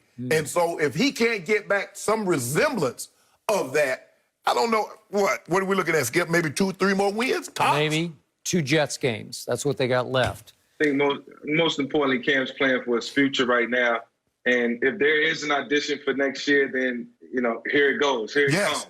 So he has to get ready for that. And Coach Belichick probably knows, this season is probably not going to end the way we wanted to. But, we can't end with some positives. If for Cam playing for his future, it's something that he really needs to focus on right now. All I know is if Belichick had the audacity to start Jared Stidham from the start and not sign Cam, they wouldn't win no games. They'd be 0-7. Yeah, they win no games. Thank you. Absolutely. That's why sure. Cam, and Cam hasn't played particularly well, but he knows that Coach Belichick knows that Cam is way better than Brian Hoyer and Jared Stidham. We got no chance of winning with those guys. No chance. I take Cam on any day. I take Cam as my quarterback any day. No mercy. The Steelers remain the only undefeated team in the NFL after handing the Ravens their second loss of the season. Lamar Jackson came up just short of a game-winning drive on the last play of the game. And the reigning MVP completed fewer than 50% of his passes and turned the ball over 4 times while averaging just 4.1 yards a carry. Michael Vick is still with us today. So, Mike, how concerned are you with Lamar's regression this year? I'm not concerned at all with Lamar. I think with Lamar, you can teach him to do anything possible on the football field, and he can conquer it. I think he's just that talented. I think he's just that competent. What I am worried about is the scheme that the Baltimore Ravens is running, and the teams are catching up with the scheme. And what I don't want to happen with Lamar is what happened with Tyrod Taylor under Greg Roman and his offense. And his offense can be dynamic, and I love what they do. And they can come out and they can shock you at times. But, when teams have a chance to scheme it, it tends to slow down and get stymied a little bit, and it's not as fluent as we would think it should be. And I think Lamar's, victim of that right now. What they have to start doing, because I know they're getting a ton of 8-man boxes, and I'll probably go watch some film on them, let's take advantage of, the one-on-ones on the outside. We know they like to play the game in between the hashes with the tight ends, and, that's easy to scheme for. And like I said, Lamar can learn anything that you want to teach him. So the one-on-ones, taking advantage of the 8-man boxes, you got to implement that. And if I'm not mistaken, Lamar was vouching for a guy like Antonio Brown, throughout the offseason, a guy who can take advantage of, the 8-man boxes and the one-on-ones outside and change the flow and the pace of the game. So, there's no excuses as, to why we should think it's been a regression for Lamar, because there somewhat has been. But, when you're running the same scheme over and over again, teams are going to start to catch up with that. So things have to happen moving forward. And it's going to have to happen fast because it's a lot of football to play, and there's some good teams out there that can scheme and know how to stop, what you're trying to do if it all looks the same. I'm not overly concerned with regression. I'm more concerned with that I haven't seen progression. That's what I'm concerned with. And we keep talking about it, because here's the thing, Mike. I believe he has the receivers. Hollywood Brown can beat one-on-one coverage. I believe they have some guys that can beat one-on-one coverage. But are we sure, is where Lamar is right now, that he can consistently get to that and throw that and complete that? You're talking to a guy that, if you look at, Skip and I talked about this earlier, in big games, and I listed 3 games against Kansas City, 2 games against Pittsburgh, and the playoff games. He's 1-6, 9-8, 9 touchdowns, 8 interceptions, 53% completion percentage. Mike, in today's game, if you're not in the mid-60s, you bull jiving, because the game is so spread open, the way they protect the receivers, all the incidental contact, the way they protect the quarterback. That's why you see a lot of these top quarterbacks, they 65, 70% a completion percentage. If you look at his numbers against the other teams, he's 23-1, 123, lost 1, 65% completion, 13 turnovers, and the other 1-6, he's 14 turnovers. So he's turned the ball over in 7 games more than he's turned it over in 24 games. The regression, I'm not worried about regression. I'm worried about progression, because in order for him to get to where he ultimately wants to be, he's going to have to throw the football. But, Mike, I know you noticed this. Tampa was one of the teams that gave you problems. And what could Tampa do? And who was the DB coach on Tampa? The head coach at Pittsburgh. Tony Dungy was the head coach. The DB coach was Mike Tomlin. Mike Tomlin understands, okay, this is what we're going to take away. We're not going to let him run wild, and we're going to take away the quick throws. Now, if he wants to go through a progression and get the ball down the field, have at it. We go to the middle of the field, we shake his hand. Hell of a job, son. We'll see you down the road. But until he can consistently do that, this is going to be a problem, because in order for him to get to where he needs to be, Mike, the last team that really ran themselves to a Super Bowl were the 72 Dolphins. If your quarterback can't make throws, I'm talking about big-time throws and big-time moments, you're not going to the Super Bowl. So, Michael, you have been a mentor to this young man, big brother to Lamar, and I want to stress that you do not win the MVP of this league by accident. Nope. Right. He has unbelievable talent, and to me, he has unbelievable football toughness, football character, football IQ. And yet, even though I picked the Ravens to win it all this year because of Lamar, I'm having trouble with him mostly in big home games. That's what concerns me, because both the playoff losses were at home. The loss to Mahomes this year was on Monday Night Football in Baltimore. And yesterday, obviously, was in your building, and you got to defend your turf. And instead, he put the ball on the turf 4 times because he had, obviously 2 interceptions, 2 fumbles lost, 3 fumbles total. You just can't do that. And I don't know if he's trying to do too much at home. Shannon brought up the point that it's not Madden, and I start to think, well, is he trying to be Madden? Is he trying to live up to the hype? You remember, Michael, what happened to you, the Michael Vick experience in Atlanta? Were there times when you tried to do too much because you were trying to live up to outrageous, just runaway hype? Address that, if you would. It's funny you said that, Skip, because my next take was going to be, look, I'm watching Lamar in this scheme, and year one always goes well. It's always, things that surface that people never seen, and he rushes for 1,000 yards, and it happened with me. My first year in the West Coast system, when Jim Moore joined the 49ers, it wasn't the system for me, but I made it work. I ran close to 1,000 yards. Long story short, we went to the NFC Championship game, and I'm thinking the next year it's going to be easy. We'll get back, and teams started to watch film. They caught up with the scheme. All of a sudden, what I was doing wasn't working anymore. And I'm like, looking at it like, I got to be this type of player. I got to be dynamic. I got to rush for a certain amount of yards. I got to throw for a certain amount of yards. And it just wasn't there because the defense is a scheme to stop the run and then take away the pass. And, you know, I just felt like I was in a situation where I couldn't win. And you get caught up in the things that you've done the year before and the successes that you've had, and you think it's just going to come naturally, but the scheme has to evolve. And that's why I say now they have to go through some things, go to some, you know, one-on-one type of throws. We don't know if Lamar can do it if he's regressed from that. We know he has to go out and do it and try it in order for us to see if he can actually do it. And that's the only way it's going to happen. If not, when they run up against the tougher teams and better defenses, we're going to see what we've seen in the playoffs and what we've seen yesterday, because those guys scheme for this and they scheme to take away the things that you don't do so well. That's the biggest key. The thing is that you mentioned is that when you got to the NFC Championship game against the Eagles, you went to Lambeau Field, you beat the Packers, and you said you thought you were gonna just take off from there. The biggest key, Mike, is adaptability.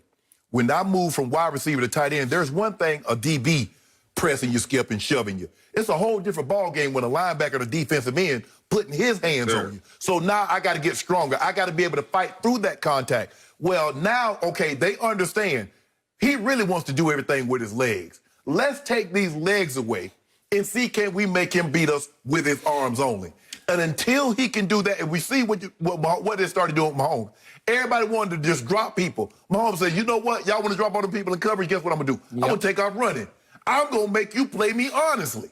That's what you have to do. Lamar's going to have to adapt because teams have wanted to cut his legs off. He's going to have to now beat them with his arm.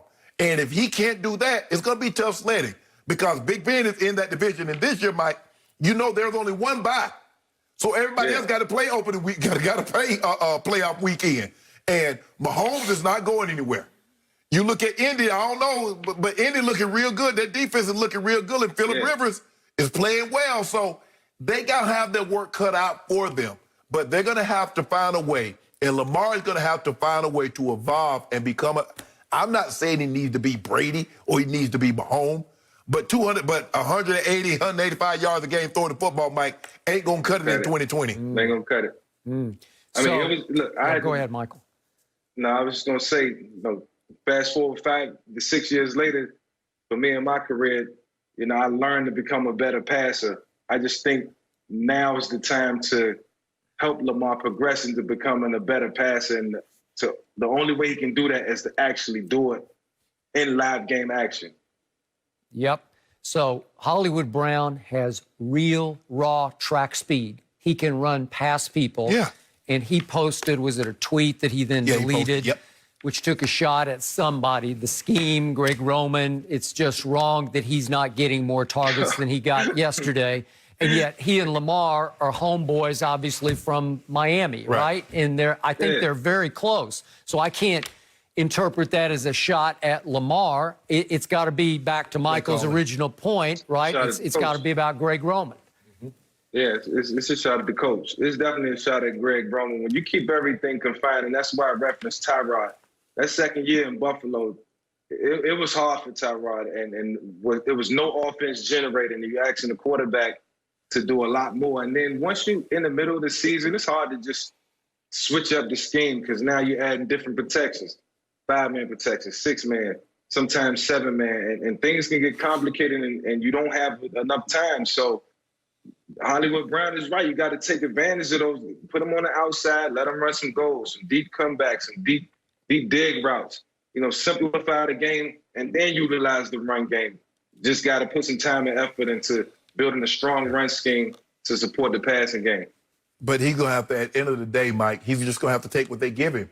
He has a flat route that's holding the deep by. He tries to throw it over the deep guy's head, and the guy picks it. Just take the flat route. He's working one side. He has the guy, and now he tries to come all the way back, and the guy picks it for a pick six. You don't have to be spectacular every single play. You don't have to make every single play. The defense won. You know what? They got me. Throw it away. It's okay. Yeah. I mean, you're not the only one making plays. You're not the only one that's really good out there, Lamar. You're going to have to understand that sometimes the defense wins. Let them win. Just don't turn the football over. When you turn it over twice, they're going in for another score. He fumbles. Yeah, Bud Dupree strips him of the football. They're up 17-7. They're in complete control of this ball game. He throws the interception. Guess what? Steelers go right back down the field. They're right back in the ball game, 17-14. It's his mistakes that's harming. Just like that's Cam causing. Newton. Yep. Just like Cam Newton, Lamar woke up. He's gonna wake up this morning knowing that, look, I got to take the blame for this one. I got to take the onus. It was on me. No mercy. Thursday, Aaron Rodgers leads the Packers in a rematch of the NFC Championship game against the 49ers. It all starts at 7:30 Eastern, 4:30 Pacific on Fox, NFL Network, and streaming on Prime Video. How about this, guys? The Vikings and Jenny Taft could not have been happier for the return of Dalvin Cook, who had more than 200 total yards and 4 touchdowns in their 28-22 win over the Packers. Aaron Rodgers threw for nearly 300 yards and 3 touchdowns, but Rodgers fumbled the ball on Green Bay's potential game-winning drive in the final seconds, and the Packers fell to 5-2. Shannon, how much blame does Rodgers deserve for this stunning home loss to, yes, the Minnesota Vikings? Little, if any.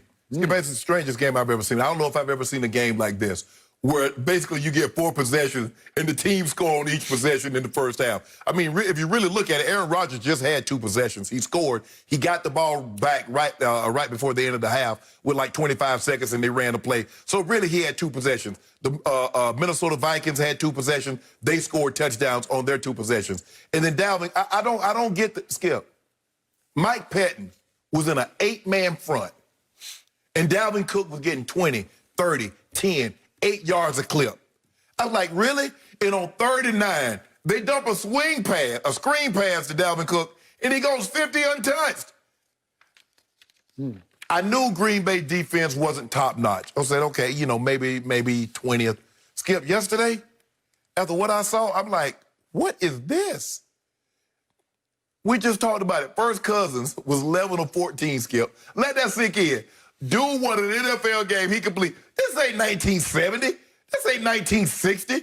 11 of 14. And they won the ball game because the Packers defense couldn't stop Dalvin Cook. Show what Dalvin Cook said, yeah, I need to get me a little bit of money. Skip, if you want to say Rodgers is to blame, maybe the play that he threw to Tanyan, that Tanyan laid out for, give him 1%. But other than that, I can't put this at his foot. I mean, the guy was 27 of 41, 291, 3 touchdowns, no interceptions. Again, where is he at right now, Skip? 20 touchdowns, 2 picks. And they're 5-2. You want to put that on Tampa? That's lay that at his feet. This one right here, Skip, I can't put this at his feet. So help me out here. This is the greatest thrower of the football in the history of the game, says the Hall of Famer Shannon Sharpe. And he's up against a 1-5 Vikings team with the 30th ranked defense in points allowed coming into the game. 30th ranked, that's 32 points a game. Right. Well, how did he put up only 22 points on a defense allowing 32? Well, you have to have the ball. You see what Dalvin Cook was doing.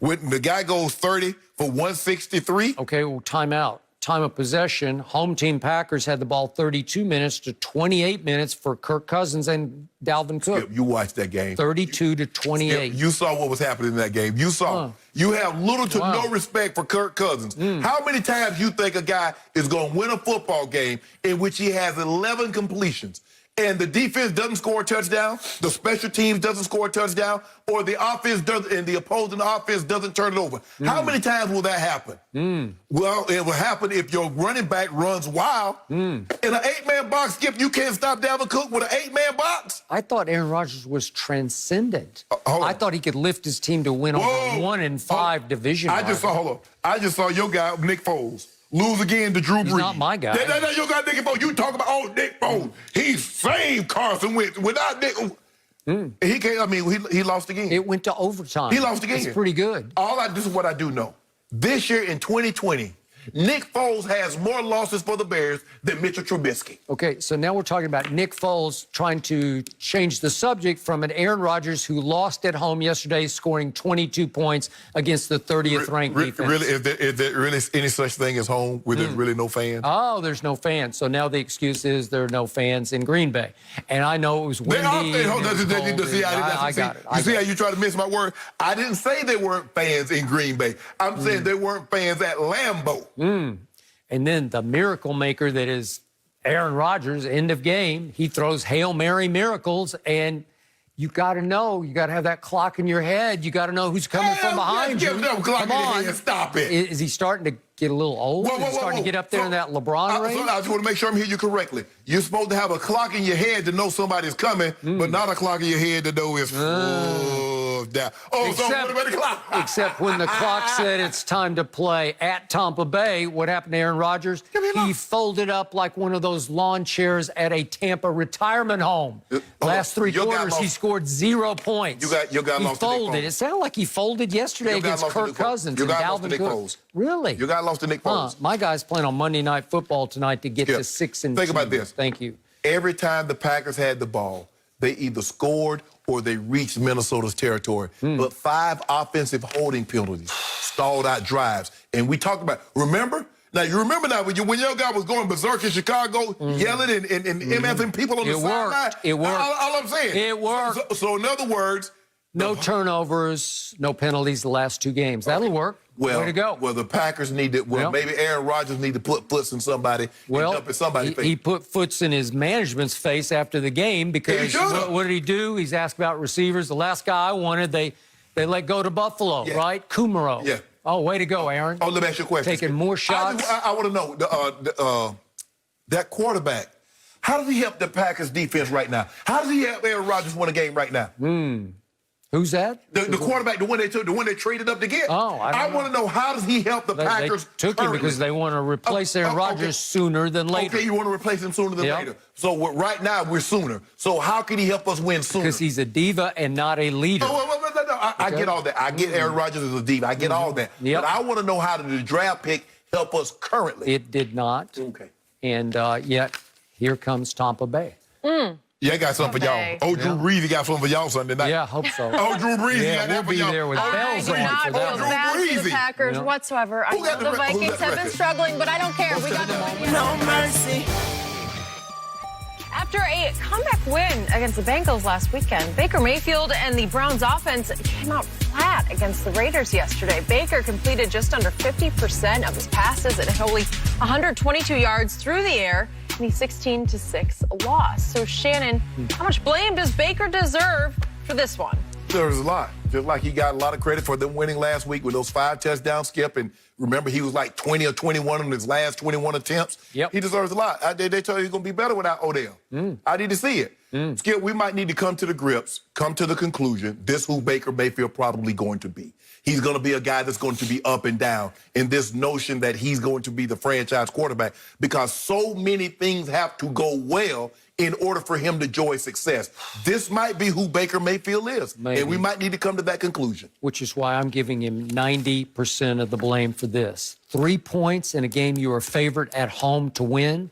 My biggest issue with Baker, I'm going to say it again, if you allow yourself to be the star of every other commercial, even that Nissan Heisman house, he's the star of it. Hulu. Hulu has live sports. And then how about I live in my stadium for Progressive? Well, if you live in your stadium, you should own your stadium, right? Yes. You should protect this house. Against the Raiders yesterday, I know the conditions were bad. It was rainy and drizzly and the wind was gale force. I got it. But you can do better than the 122 yards passing and all of 3 points. And I did think they might be a little freer on offense without Odell heavy consciousness. Nah, they're going to get everybody undivided attention because they don't have anybody to fear now.